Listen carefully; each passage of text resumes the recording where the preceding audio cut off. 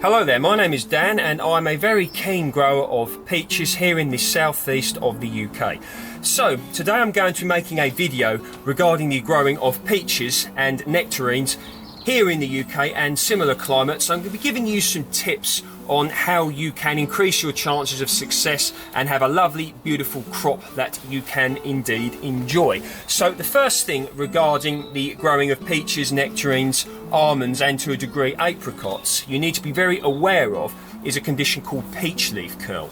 Now this is a really horrible condition and it becomes a problem when the tree gets wet during the winter months and the tree proceeds to drop below about 8 degrees C, which is about 46 degrees Fahrenheit, although I have read it could be as high as 20 degrees C, which is about 68 degrees Fahrenheit, so quite a span there of temperature, so you need to be very, very regarded. So how do I guard against peach leaf curl? Well, what I do is grow mine in a polytunnel. As you can see here, this is variety Dixie Red, beautiful tree. I will link a video down below that you can look at when I first purchased this tree, and I indeed had it growing in a pot. So it did very well in there, then I later transplanted it into here and it's gone from strength to strength. So when you're growing peaches in a polytunnel or a greenhouse, the things you need to consider: you want to be getting a self-fertile variety. Now the majority of peaches and nectarines are self-fertile, okay? But if you're living in a different part of the world where maybe the varieties aren't,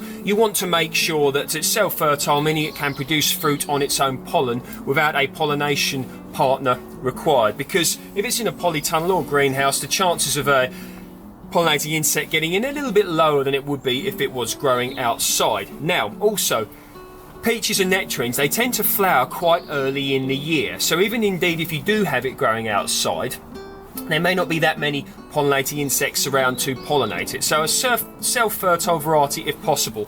Variety here, Dixie Red, this is a US variety and it is indeed self-fertile. So that's one thing that you need to be aware of. So the polytunnel or greenhouse that you grow them in, it must be a cold one, meaning unheated during the dormant season, okay, because the tree needs to be allowed to defoliate and have its dormancy period of rest in order to grow and fruit, etc., the following year. So you need to be very guarded of that. So for instance, if I was heating this polytunnel up to 25 whatever degrees C during the winter months, because as you know I do have some exotics in here, it wouldn't be good for this, simply because it needs the cold in order to allow it to fruit and grow the following year.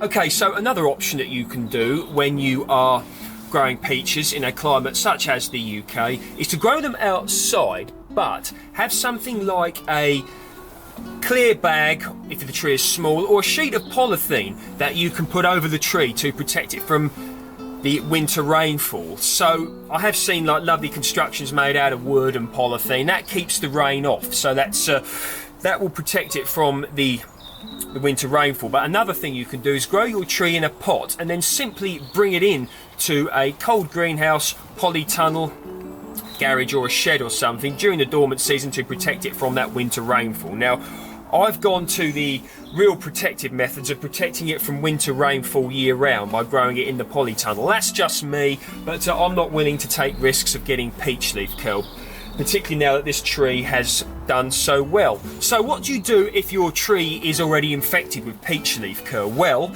there are chemical applications you can spray on, but a Bordeaux mixture and what's the other one? Copper sulfate fungicide are ones that have traditionally been used with this, but I'm not going to be giving any information on this. If you want to go down that route, you need to do your own research on that, but I choose not to use that here. I choose to use the natural method of keeping the winter rainfall off. Okay, so some of you might be asking, well, how do they grow them in other lands where, you know, peaches are generally considered to be readily grown? Well, I was talking to someone who lives part-time in Portugal and he was telling me he has a peach tree in his garden. So I asked him about peach leaf curl and he didn't even know what it was. So he says in Portugal it's not a problem because he says during the winter months it doesn't rain.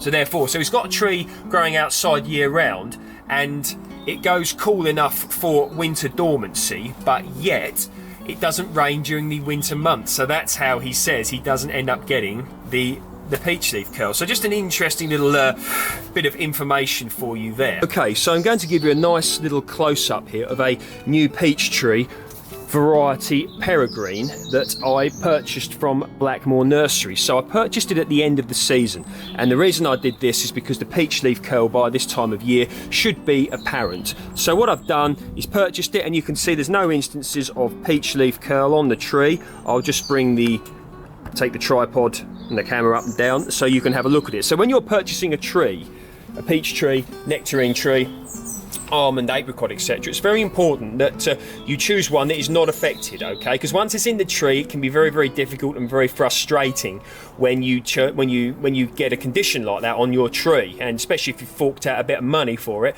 makes it even more sort of a thing you want to avoid. So when you're purchasing a peach, nectarine tree, etc., you think of it as an investment, okay? So yes, it may cost you a little bit, to purchase it, but the effort you put in will more than pay for itself in long term if you start getting a beautiful and lovely crop from it. So the effort is very, very much worth it. So regarding rootstocks, now this is on St. Julian A rootstock, okay, which they also grow things like plums on. So I'll show you the rootstock there. So it's either been grafted or budded onto there, which you can indeed see. But I choose to use these because this is a semi-vigorous rootstock, okay? Now, some of you might be saying, well, why would you grow a semi-vigorous tree in a polytunnel or a greenhouse? Well, the Dixie Red, as you can see there, is indeed grown on that as well, and it's doing perfectly well. You can always prune it to keep it in check, but also, when you are growing trees like this, you want to, my opinion, is you want to make it so that it's got a nice strong root structure in order to obtain as much nutrients as possible in order to allow it to be as strong as possible. So that's certainly a thing that I consider. Now, I had that tree growing in the pot on the St. Julian A rootstock, and it did just fine, and it cropped very well as well. Now, I will also say that I didn't keep it in the pot for that long, but enough for it to fruit for a lovely growing season. So there we go. So there's some hints and tips on growing peaches. I'm going to link some videos down below. So I think the wind's hitting the camera. I'm going to link some videos down below so that you can have a look at the peach trees in all their glory and my history of growing peaches and that sort of thing. So if you like my work, please feel free to like, share and subscribe, and I will see you in the next video. Oh, and you can also check me out on Dan_Home Gardens on Instagram. See you later. Okay, so a bit about watering must be discussed, okay? So the Dixie Red, which has been in the polytunnel 2 or 3 years, what I do during the really warmer months is I have been known to put a little bit of water around the roots, okay? Now make sure, even during the summer, I make sure that I don't get the leaves or any of the actual wood wet, okay? Just around the bottom of the tree, I water it. So this tree, I would imagine, would be okay even if I didn't water it during the warmer months, simply because the root structure, as I described earlier about growing good strong trees on a good strong rootstock, should be strong enough to find its own water, but I still add it some water. So particularly if it's maybe a smaller tree like this, and also if it's growing in a pot, you want to make sure you give it water. And you can also say every 2 or 3 weeks you can put a nice bit of a liquid seaweed feed in there, and some something like tomato feed would be very, very good as well.